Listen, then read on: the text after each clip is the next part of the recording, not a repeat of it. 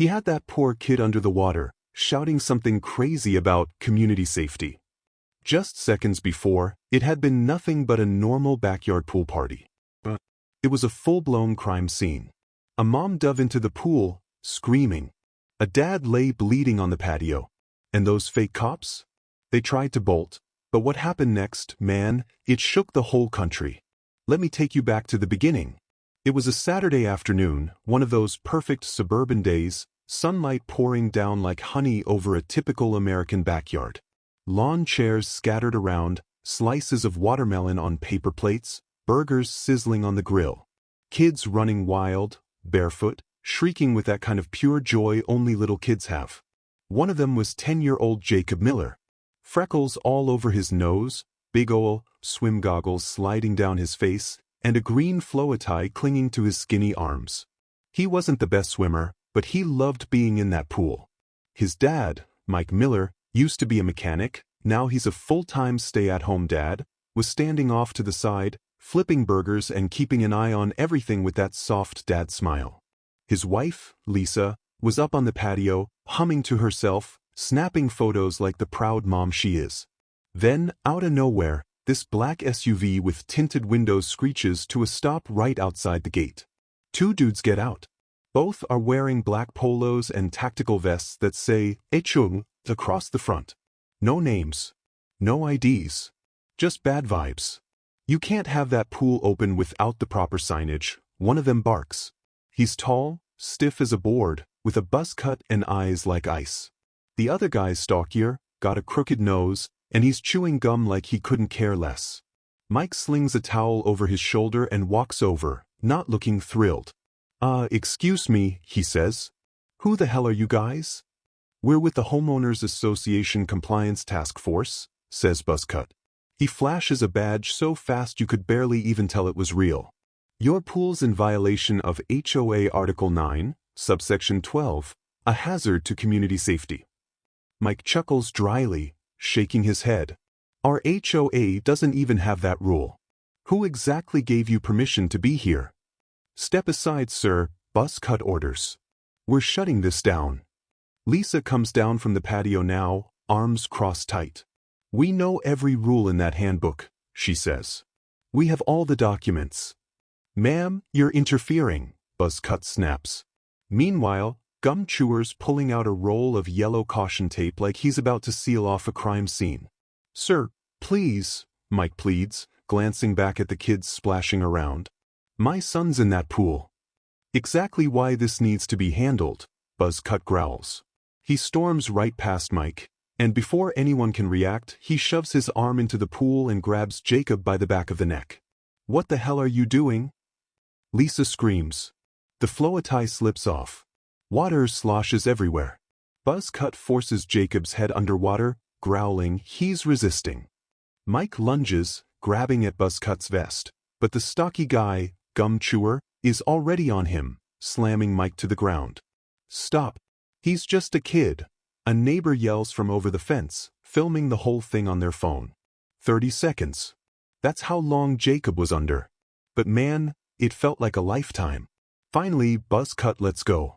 Jacob's little body floats up, limp. Lisa dives straight in, clothes and all, screaming for help.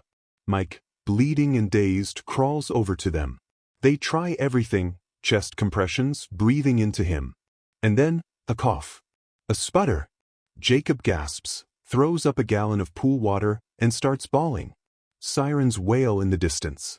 The two fake HOA guys try to make a break for it, but the neighbors have already blocked the gate.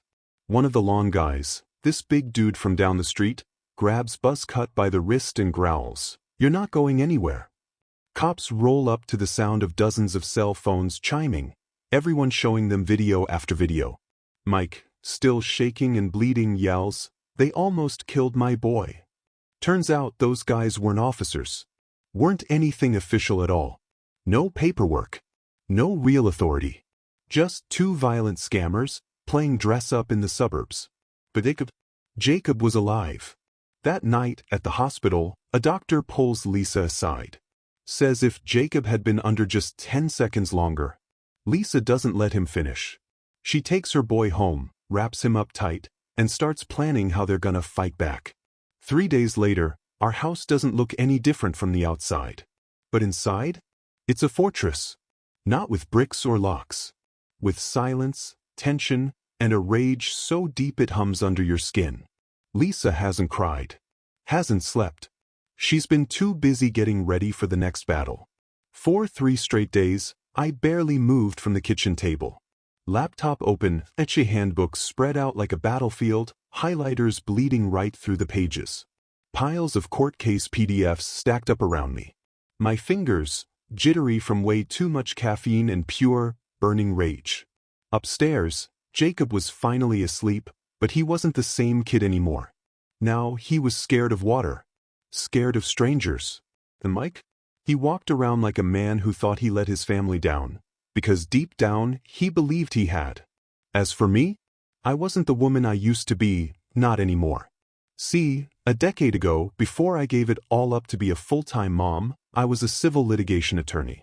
And not just any attorney, I was good. The kind people didn't want to see across the courtroom. I gave it up after a rough pregnancy. Thought I buried that version of myself for good, in exchange for peace. But now she was clawing her way back. I wasn't trying to stay calm. I wasn't looking for forgiveness. I was gearing up for war. Because this wasn't just about a pool party gone wrong. It was about 2 cowards who pretended they had power, who put their hands on my kid, who nearly took his life right in front of the whole neighborhood. And if the district attorney thought I was just gonna sit around and wait for due process, he had no idea who he was dealing with. By the 4th day, I threw on a blazer that still smelled faintly like pool chlorine and marched right into the county courthouse. No appointment. No waiting in line. I stormed straight into the office of Assistant Kyle Brennan, a guy with a tie way too wide and a cup of coffee that always seemed half cold. "You're going to upgrade those charges," I said, standing right in front of his desk. He blinked at me. Excuse me? Attempted manslaughter. Endangering a minor. Assault with intent to cause bodily harm. Impersonating a peace officer. Minimum, I said, laying it out like a checklist. "Mrs. Miller, I understand he started. "No," I cut him off. "You don't understand. My son almost died. We've got 11 videos, 7 witnesses, a full medical report. And if you don't act, I'll file civil suits against the HOA board, the city, the badge manufacturer, even your office for negligence." Kyle let out a sharp breath and leaned back in his chair. "These guys were still confirming their backgrounds," he muttered. "One's ex-military.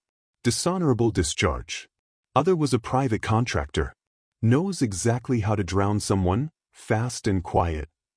"Exactly," I said, my voice flat. "You're proving my point." He rubbed his forehead. "We're preparing charges, just let the process." I didn't let him finish. I slammed a thick folder onto his desk. "You have until Friday," I told him. "After that, I go public." And I meant it. By Thursday night, I had 3 podcast interviews lined up, 1 radio appearance, and a Zoom call with a mid-level local news station. And I didn't hold back. I showed them everything, the photos of Jacob's bruised neck, the videos from the neighbors' phones, even the ear doctor's written warning. I played the audio where you could hear my son gasping for air. My voice never cracked once. "They tried to drown my son," I said, staring dead into the camera, then called it compliance. The story exploded. Fake HOA cops started trending online by Friday morning. That afternoon, the county DA's office officially upgraded the charges to attempted murder. The 2 men were denied bail. That night, Mike brought me a cup of tea. "I don't know how you do it," he said softly, setting it beside me. I looked up at him. My face felt raw, hollowed out, but it was burning from inside. "I was nice for 10 years, Mike," I said. I smiled at neighbors. I sat through those dumb board meetings. I kept my voice down. But I always knew, this world doesn't reward nice. It respects teeth. Then I turned back to my laptop, eyes sharp, and added 3 more names to the lawsuit. Because the HOA board? They signed off on those uniforms. They made this possible. And I was just getting warmed up. It all kicked off with a knock on a door. Not our door, But 2 streets over, at the bright, freshly painted house of the HOA board president, Mr. Charles Benton, retired dentist, always wore this creepy, forced smile and drove around in a brand-new Tesla. It was 6:43 a.m. He was in his bathrobe, sipping some overpriced Nespresso, when the knock turned into full-on pounding. "Police! Warrant! Federal involvement!" someone shouted. And just like that, the footage leaked online. At first, people thought it was all some big misunderstanding, agents hauling out boxes, all marked with evidence tags. But just like that, the whole neighborhood's perfect little illusion shattered. Turns out, the HOA board wasn't just looking the other way. They were the ones funding the imposters. I always suspected it. I just didn't think the proof would show up so fast. See, one of the guys who attacked Jacob, Buzzcut, cracked during interrogation. Pressure got to him. PTSD from his army days kicked in. Turns out he'd been kicked out of private security work after an incident in Fallujah. After that, he found a different gig, a shady, under-the-table job set up by none other than the HOA president, Charles Benton. They called it compliance services, paying ex-military guys cash to keep the neighborhood clean. Intimidation, threats, sometimes even violence. The HOA board called them compliance specialists. But let's be real. They were just vigilantes. Charles didn't just look the other way. He gave them badges. He gave them targets. He gave them my son. By midweek, the court orders started flying. 3 other families came forward. One woman said she got threatened late at night, just for letting her disabled father move in. Another said her kid's basketball hoop was ripped straight out of the ground, while those so-called HOA officers screamed in his face. Nobody questioned it back then. Not until Jacob almost died. I remember standing there on the courthouse steps, a folder of affidavits in my arms, a microphone shoved in my face. "They're not a rogue unit," I said. "They're the system you built." And that's when the dam finally broke. Local media picked it up first. Then Fox News ran a headline. "Fake HOA cops nearly kill child, tied to HOA president." Then CNN. Then daytime talk shows. Suddenly we were that family. The one everyone had an opinion about. The one everyone dissected and analyzed. Jacob would sit there next to me during interviews, clutching his stuffed orca whale. He was still so quiet, still so raw. One host leaned in gently and asked if he remembered anything the man said when he was underwater. Jacob nodded. Whispered. He said, "Stop squirming, little punk." I put my hand on his back, squeezing just a little. At home, neighbors we barely knew started showing up with casseroles. Way too many to even eat. They apologized. Said they were sorry. Said they wished they'd stepped in sooner. Steve McDougal, Vietnam vet, lives 2 houses down, built a huge "No Fake Cops" sign and bolted it right onto the community bulletin board. Another neighbor started a neighborhood watch group. One woman launched a petition to dissolve the HOA completely. It picked up over 10,000 signatures in just 3 days. But the moment that really knocked the wind out of me? It happened one quiet Tuesday morning. Mike was walking Jacob down the driveway to check the mail. They didn't say much at first. Then Jacob tugged at Mike's sleeve and asked, real soft, "Daddy, am I still brave?" Mike dropped to his knees right there on the sidewalk, put both hands on Jacob's little shoulders and said, "You were braver than I was, son." And he meant every word. Mike had spent days blaming himself. But now, watching me take on the legal system, seeing our neighbors rise up, seeing Jacob find his voice again, he finally understood. We weren't victims anymore. We were leading something bigger. Something real. From across the street, someone yelled, "We saw you on the news, buddy." Jacob waved, smiled, and for the first time since that awful day, he laughed. Just a little. But it was real. Inside the house, I opened my laptop and found an email waiting for me. Class action approval. We officially had the green light to go after everyone. From Charles Benton, all the way down to the sketchy printing company that made those fake badges. I smiled and hit print. The first stack? 86 subpoenas. It's been 4 weeks since the attack. In the American legal system, that's the blink of an eye. But in our house? It felt like a lifetime. We didn't measure time in days anymore. We measured it in hearings, depositions, courtroom gasps. Mike, once a quiet guy who fixed carburetors and minded his own business, now sat in courtrooms, giving testimony so sharp and full of quiet rage, grown men couldn't even look him in the eye. With the help of a trauma counselor, Jacob started drawing pictures again. But now, the pools in his drawings were always empty.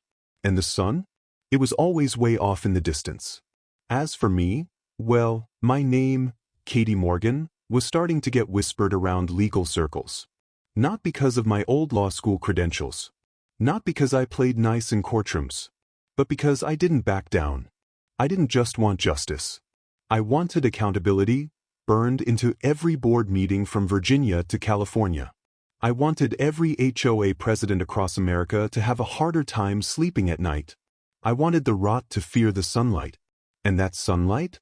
It hit full blast on courtroom day 17. The county courthouse was packed to the walls. Local news crews lined the back, cameras ready. A couple of YouTubers streamed quietly from the benches, whispering into their phones.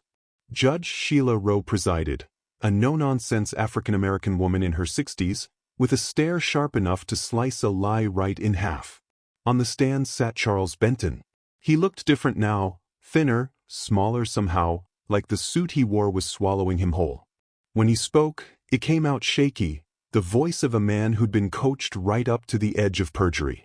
"I never intended for anyone to get hurt," he said, blinking way too much. I didn't object. I didn't need to. I let the silence settle in, heavy as fog. Then I rose slowly, heels clicking across the tile, and approached the stand. "Mr. Benton," I said, flipping open a thick binder, "is this your signature on the document titled Supplemental HOA Enforcement Protocol, dated March 12th? He nodded, almost too fast. "And in this section," I continued, tapping the page, "you authorized payment to independent contractors for on-site interventions, correct?" "Yes, but," he started. "Did you vet them?" I cut in. "Did you run background checks, confirm certifications, verify they had any kind of legal authority?"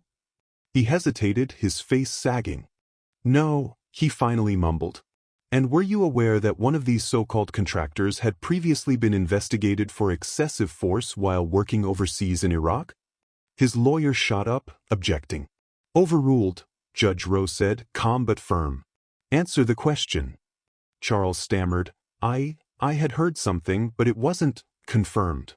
I snapped the binder shut with a loud clap that made him flinch. "Let the record show," I said, turning to the jury, "that HOA President Charles Benton knowingly hired unlicensed, unregulated individuals to carry out illegal enforcement activities, including, but not limited to, attempted child abduction, physical assault, and impersonating law enforcement." My voice rose, just enough to cut through the buzzing tension in the room. "And let's not forget," I added, locking eyes with every juror in that box, "my son, a 10-year-old little boy, who nearly drowned at the hands of a man this board paid and empowered. No badge. No authority. No remorse." There was a low, angry murmur from the gallery. Outside, a crowd had gathered, holding signs that read, "No more fake cops. Justice for Joey. Law over lies." When court adjourned that afternoon, I stepped out to the sound of applause. Not just from friends or neighbors, but from strangers. From parents clutching their own kids. From veterans who knew what abuse of power looked like. From elderly homeowners who were tired of being bullied about lawn height and mailbox paint colors. From everyone who was sick of the clipboard tyrants. By the end of the week, over 120 HOAs across the country had announced they were suspending all enforcement activities pending internal audits. The story had legs. Cable networks booked panels about it. Podcasts ran entire miniseries. A documentary crew even pitched a tent outside the courthouse. And then, finally, came the verdict. Charles Benton was found guilty on 4 counts. Conspiracy to commit assault. Reckless endangerment of a child. Aiding and abetting the impersonation of law enforcement. Negligent supervision of hired personnel. As for Buzzcut and Bulk, their real names were sealed in court filings. They got sentenced to 27. The 2 men who hurt my son? They each got sentenced to 27 years. no chance of parole. When the judge read the sentence, she called what they did a grotesque violation of public trust and human decency. I didn't cry. I didn't even blink. I just turned to Jake and Ben sitting there in the front row and nodded. Because this wasn't about revenge anymore. It was about setting a precedent. And now, Jacob Morgan's name is written into the legal textbooks of 3 different states. The kid whose survival pushed through the reformation of Community Authority Act. The bill passed unanimously just 30 days after the trial ended. HOAs are now officially banned from using private security for enforcement across multiple states. The fake power is dead. And in its place? A warning that echoes louder than any law book. Don't ever lay a hand on someone's kid. 6 months later, the pool in our backyard is still closed. The floaties are packed away in the garage. The water's drained. The fence is locked not out of fear, but out of respect. At the edge of the concrete, we placed a quiet memorial. A stone bench, carved with Jacob's own words from one of his therapy sessions. Brave is when you're scared, but do it anyway. Right underneath, there's a plaque. It reads, "In honor of those who fight fake power with real courage." Our house today is quiet, but it's not broken, not like it was before. Ben's gone back to working with his hands, though these days, he builds wheelchair ramps for veterans instead of fixing cars. He doesn't talk much about that day anymore. But when he does, he always ends with the same words. My wife saved our son. And she didn't need a weapon to do it. Jacob's 11 now. Still sleeps with that old stuffed orca whale. Still jumps a little when tires screech too loud. But a few months ago, he stood up in front of 300 kids at his elementary school civics assembly and gave a speech explaining what a civil subpoena is. The teachers cried. The principal asked for a printed copy. But me? I'm carrying something bigger than just memories. Not just as Jacob's mom. Not just as the woman who tore down an HOA-funded paramilitary scam armed with nothing but a binder and a voice that refused to crack. Now, people know me as Katie Morgan, founder of the Real Compliance Initiative, a nonprofit that investigates and challenges shady HOA enforcement schemes all across the country. It started with just one case. Now we're handling 27 and counting. 12-hour days are my new normal again, but it feels different this time.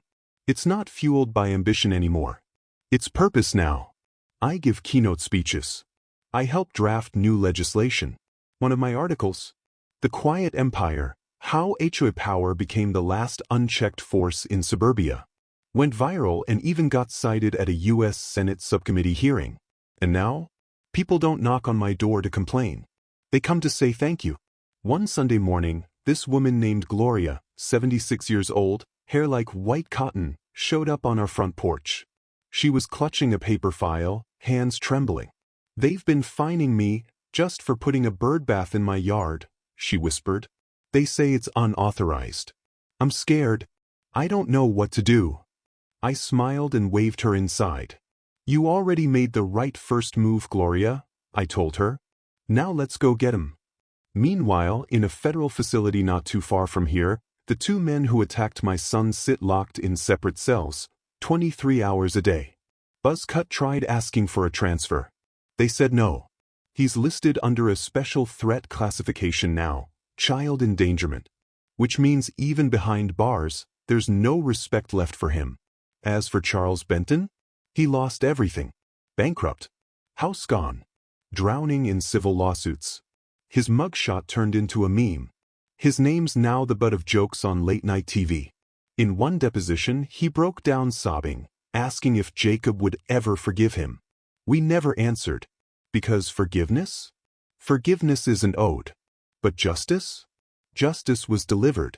On the 1-year anniversary of the attack, we threw a neighborhood barbecue. Not to celebrate, but to reclaim what was ours. Kids laughed, flags waved in the breeze, burgers sizzled on the grill. Jacob, taller now, stronger, more confident, stepped out onto the driveway holding a poster board he'd made himself. This is our street. Not theirs. The crowd erupted into cheers. Someone caught the whole thing on video, and just like that, it went viral. Not because it was angry. Not because it was shocking. but because it showed something those fake HOA cops never saw coming. A boy who survived, a mom who never gave up, and a community that finally found its backbone. The title of the clip? Fake HOA cops tried to drown my son, now they're rotting like rats. But it was the comment under the video that stuck with me the most. I watched this 5 times, not because it's dramatic, but because I needed to believe people still fight back. Thank you for proving it. The criminal case was over. The sentences had been handed down.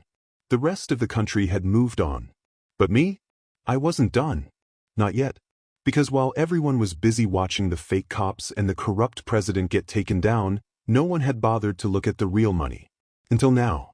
It started when Ben was reorganizing the garage. He found a letter shoved behind an old paint can, something that had been misdelivered months ago. It was addressed to the HOA treasurer Ruth Ann Pierce, a sweet-looking 68-year-old known around the block for her lemon bars and endless supply of pearl cardigans. The envelope seemed harmless. Until I opened it. Inside was a bank statement showing an outgoing wire transfer. Not to maintenance crews. Not to landscapers.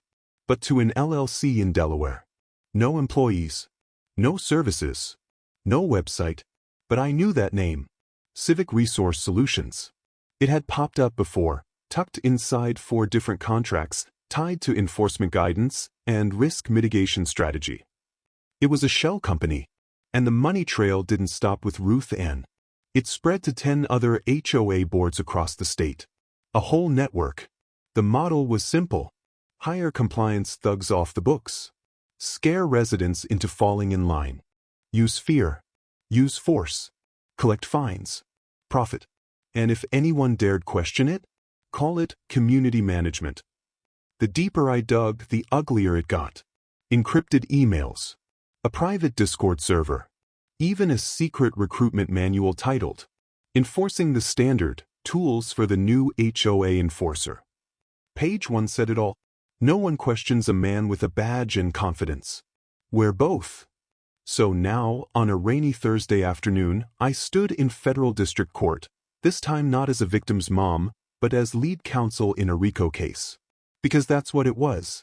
Organized crime. Impersonation. Abuse. Racketeering. Conspiracy. And Ruth Ann? She sat there at the defendant's table, clutching her pearls like they could save her. When her lawyer stood up and tried to paint her as some harmless retiree just doing clerical work, I didn't even have to raise my voice. I just rolled in a projector cart, clicked the first slide. Ruth Ann at a wine mixer, smiling, with Buzzcut standing right behind her, arms crossed. A screenshot of her email. We should consider the escalation team for the Caldwell family. The husband's a soft touch. A close-up photo of Jacob's bruised neck, time-stamped right after the attack. The room went silent. Judge Miriam Keene, federal level, sharp as a blade, leaned forward and said the words that would go viral online. When you empower violence with bureaucracy and call it community management, don't be surprised when the community fights back. It took weeks. But when the verdict came in, it was brutal. Ruth Ann Pierce, guilty on 6 counts. Sentenced to 12 years behind bars. Civil penalties stacked up to over $9 million.